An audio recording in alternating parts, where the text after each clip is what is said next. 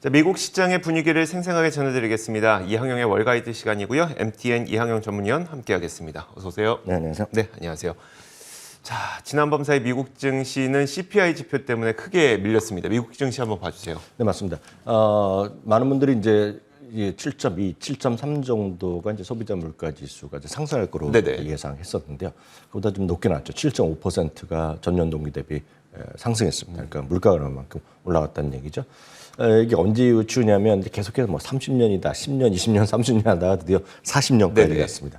1980년 이후 최고인데 그 당시에는 뭐 14%, 뭐 11% 올랐을 텐데 그때 기억하시는 분은 이제 연세가 있으시면 기억하실 것 같은데요. 딱 그때가 언제냐면 오일 쇼크 당시였습니다. 80년이니까 오일 쇼크 때라서 기름값이 뭐 좀 엄청 오르고 우리나라에서도 갑자기 밤 9시에 제 기억이 나거든요. 밤 9시에 기름값 올라가는 거 발표되면 그때 다들 자동차 나가서 줄 서 있을 거예요. 그럴 때입니다. 그때. 그러니까 그때 이후 치고니까 제가 비유적으로 말씀드리는데 기억하실 분 계실 텐데요. 그만큼 엄청나게 물가가 올랐다라는 것이 이제 중요하겠죠. 그래서 앞선 코너에서 무슨 곡물 가격도 올라가고 뭐 다 올라가는데 그러니까 쉽게 해서 안 올라가는 것이 없는 그런 흐름이 되겠죠. 그래서 쉽게 해서 우리로 보면 무슨 뭐 라면 값이 올랐다 그런 얘기를 하잖아요. 네네. 미국에서는 예를 들어서 그럴 때 뭐 햄버거 가격이 올랐다.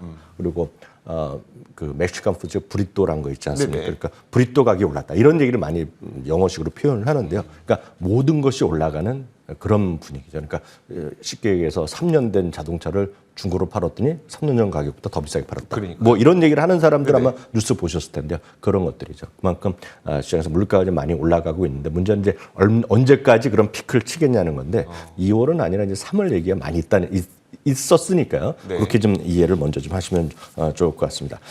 그럼 이제 영향을 받는 것은 당연히 빠른 속도로 결국 물가를 잡으려고 액션을 나올 거 아닙니까? 그러다 보니 결국은 금리가 올라가는 것은 어쨌든 보면 당연하겠죠. 그래서 드디어 오늘 처음으로 최근 들어서 처음이죠. 2019년 가을 이후로는 처음으로 2%를 돌파하는 모습을 보여줬습니다. 그래서 오늘 2.03, 2.04 이렇게까지 계속 왔다 갔고 오늘 장중 기준으로 보면 2.045%까지 갔었거든요. 그러니까 엄청나게 이제 금리가 올라가는 거죠. 알겠습니다. 이 정도로 좀 높을 거로 예상을 했는데 그보다 더 높다 보니까 시장에서도 약간 좀 경계심을 갖게 되는 것 같거든요. 그럼 월가에서도 이건 계속 경계심을 가져야 되는 거다라고 전망을 하고 있을까요? 어떻게 분석하고 있을까요? 네, 맞습니다. LPL 파이낸셜의 투자 전략가는 베리 길버트 이런 얘기를 하고 있는데요. 인플레이션 이슈가 확실히 개선되기 전까지는 이런 시장의 변동성이 일정 수준 이어질 것이라는 얘기죠.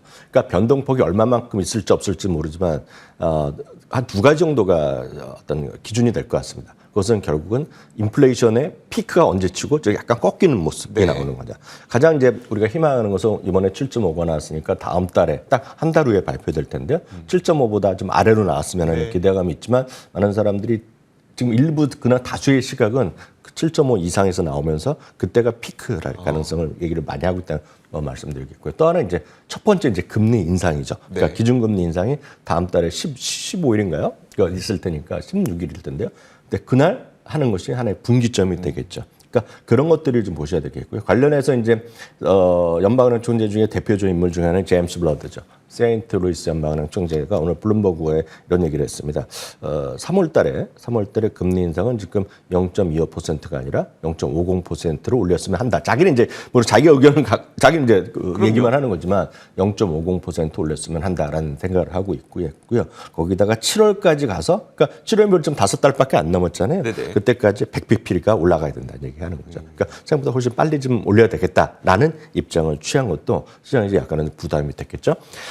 우리가 이런 걸 뭐로 알 수 있겠습니까? 그러니까 1년에 4번 연준 회의가 열릴 때 보면 점도표랑을 찍으면 그들의 속마음을 여실히 보여줄 수 있잖아요. 그렇지만 우리가 그분들이 모여 사는 거가 되겠고요. 그렇지 않은 것은 CM에서 하는 소위 페드워치 툴이 있습니다. 페드워치 툴이라는 거는 채권의 선물 그런 걸 갖고 만들어내는 수학적으로 만들어내는 가능 확률을 지수라고 보시면 되겠는데 제가 이제 지난 주말 이번 주 초에 말씀드렸다시피 이게 50pp에 대한 가능성도 있을 것이 커질 수 있다고 그랬는데 이게 어저께 제가 기억으로는 이게 두 번째 박스가 큰 거 있죠. 지금 화면 보이시는 거가 이게 0.50에서 0.75니까 기준금리가 지금보다 50pp 올라간다는 확률인데요.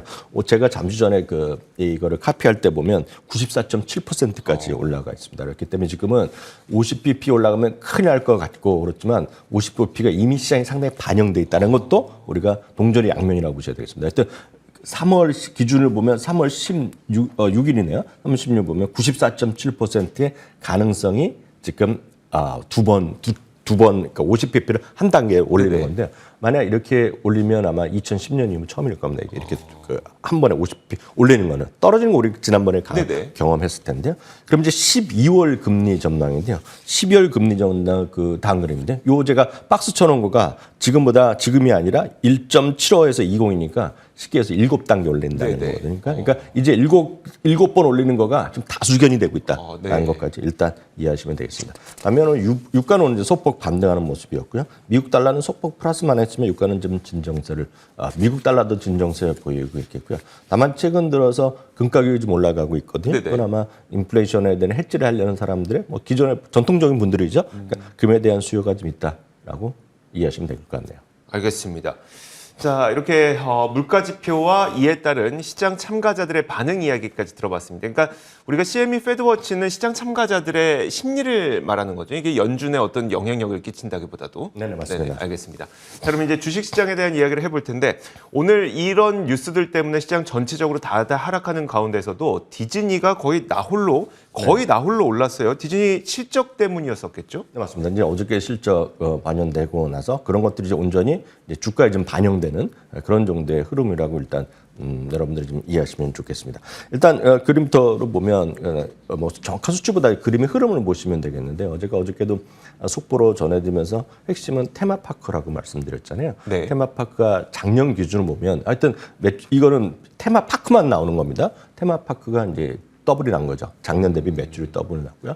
작년 전년 동기에 그 테마파크 분야의 어떤 이익이 마이너스 1억 달러 적자였는데 이번에 25억 달러 흑자로 돌아섰거든요. 그러니까 그런 것들이 가장 큰 영향을 미친 거죠. 그러니까 쉽게 해서 이게 크게 제조업이 아니라 그냥 똑같은 설비 갖다 놓고 그냥 사람들이 들어오는 거잖아요. 네네. 아시다시피 지금 가려면 예약을 해야 됩니다. 그리고 인원 제한도 있기 때문에 지금 원하는 사람이 다 가는 거가 아니게 되겠고요. 아직까지 이제 미국 국내 사람 위주로 가겠죠. 네네. 해외 사람이 오거나 해외 쪽은 아직까지 이렇게 회복이 안 되고 있는데 이런 것들을 보여주는 것이 되겠고요.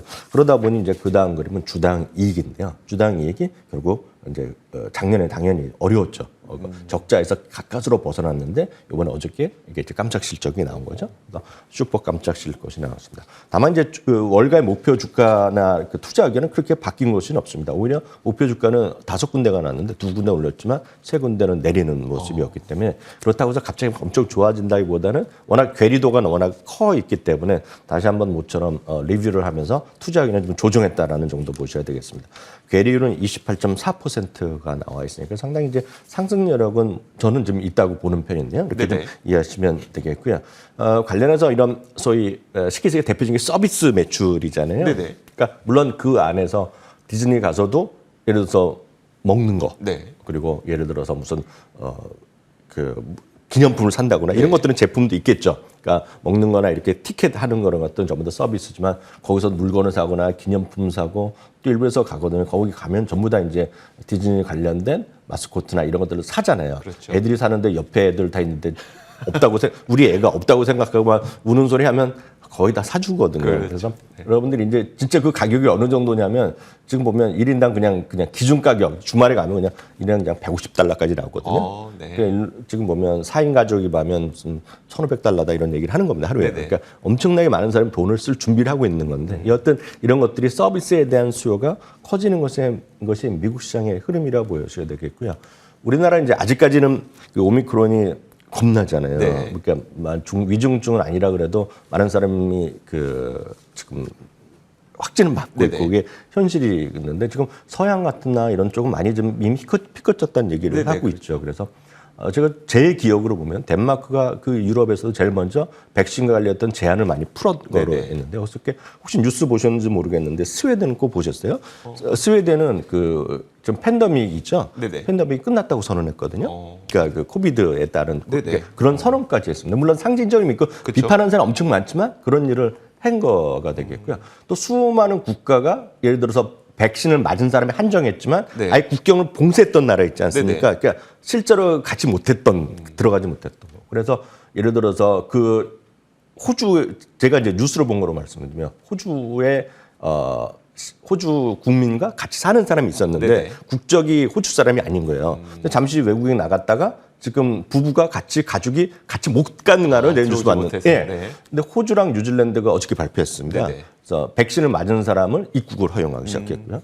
아마 여기서 방송 보신 분 중에서도 필리핀 비즈니스 하시는 분 네네. 텐데 필리핀이 좀 어려웠는데 필리핀이 풀었습니다. 네네. 어제 파는 걸 발표했고요. 아마 여행 가신 분 중에서 발리 좋아하시는 분 계실 텐데 그렇죠. 네. 발리가 좀 풀었거든요. 그러니까 그런 것들이 많이 돼 있는 거죠. 그러니까 그런 것들이 좀 여행이나 이런 거 하는데요. 어저께는 장 마감 이후에 디즈니를 말씀드렸는데 오늘 지금 막 준비가 될지 준비되면 보여주시면 좋을 것 같은데 네. 심벌이 EXPE라고 있습니다. 익스피디아요? 익스피디아가 잠시 전에 실적을 발표했는데요. 주당 60센트 이익이 예상됐었는데 네. 1달러로 넘기면서 슈퍼 깜짝 실적이 나왔거든요. 그러면서 지금 한 3, 4% 정도 올라가고 있습니다. 시간에서. 그러니까 그런 것들이 하나의 흐름이라고 일단 이해하시면 좋겠습니다. 알겠습니다. 자, 이렇게 전체적인 시장 흐름, 전 세계 변화까지 짚어주셨고요. 자, 이어서 뭐 기타 종목들도 한번 보여주시면 좋을 텐데 주요 기업들부터 볼까요? 주요 기업들은 CPI 지표의 어떤 투자 심리 부정적인 영향을 피해가지 못했던 것 같더라고요. 네, 오늘 뭐냐 다 빠졌다고 보시면 되겠죠. 네. 그러니까 아까 말씀하신 대로 디즈니 정도 올라갔고 물론 올라간 거 있습니다. 아까 그 디즈니 말이 나온 김에 관련해서 또 여자 친구들이 좋아하는 거 있죠. 네. 애기들이 좋아하는 인형 만드는 마테리얼, 마테리얼. 마테리얼 이런 것들이 실적도 좋게 발표한 데다가 가이던스도 좋게 했거든요. 그러니까 오늘 마테리얼은 가장 많이 올라간 주식이 하나가 될 것 같습니다. 그건 그렇고 애플이 오늘 2% 정도 오늘 하락했고요. 마이크로소프트 2.8% 하락했습니다. 알파벳도 2% 하락했습니다. 그럼 이제 많은 분들이 야, 금리가 올라가면 이런 기업들 어떡하냐 이렇게 네네. 하실 수 있잖아요. 말씀 이렇게 드리겠습니다. 그 금리가 올라가면서 좋아할 사람은 없지만 최소한 나쁠 이유도 없는 기업들도 꽤 있습니다. 그게 뭐냐면 돈이 엄청 많다고 생각해 보십시오. 현금이 네네. 엄청 많으면 물론 이자 얼마 안 되지만 이자가 올라갈 거 아닙니까? 받는 이자. 그렇죠. 그래서 우리나라에도 그런 기업이 꽤 있습니다. 알고 보면. 그래서 이럴 때 여러분들 검색이나 퀀트 하신 분은 영업의 비용보다 영업의 이익이 늘어나는 회사들이 있어요. 네네. 금리가 올라갈 때. 근데 꼭 그렇다는 것이 아니라 애플 같은 경우가 2천억 달러 현금을 갖고 네네. 있습니다. 2천억 달러 그러면 거의 한 250조 원을 갖고 있잖아요. 애플을 포함해서 우리가 흔히 얘기하는 빅테크 기업들 있죠. 얼마 갖고 있냐면 지금 8천억 달러를 갖고 있습니다. 현금만. 8천억 달러면 1,000조 원입니다. 1,000조. 네네. 그런 기업들한테 이게 인플레이션 현금만 때문에 천조 갖고 있는 기업. 예, 그런 기업들한테 인플레이션 때문에 걱정된다, 주가 떨어진다는 논리는 아닌 거죠. 그래서 그거는 전체적인 분위기에서 밸류에이션에 대한 부담이 있어 조금 내려갈 수는 있죠. 이 시장 전체적이나 그렇죠. 기술증 그렇지만 이거는 해당은 별로 될 이유는 전 개인적으로 보면 논리적으로 맞지 않는다라고 저는 이제 좀 그렇게 네네. 생각하는 편이라고 참고하시면 좋겠고요. 오늘 상대적으로 은행주는 약했지만 섹터는 약했지만 별로 큰 영향이 없었죠. 뱅크 오브 아메리카 0.4% 내렸을 뿐이고요. 벅스에스 외에도 0.7% 내렸을 뿐입니다. 반면에 펩시나 코카콜라는 실적을 좋게 발표했고 펩시는 이제 실적 배당도 인상을 발표했는데요. 펩시는 2% 내렸고요. 코카콜라는 강보합 정도에 오늘 마감된 하루가 되겠습니다. 네, 알겠습니다. 자, 이렇게 저희가 지난 밤사이 미국 시장에서 어떤 일들이 있었는지 자세하게 살펴봤습니다. 이항영 전문위원이었습니다. 고맙습니다.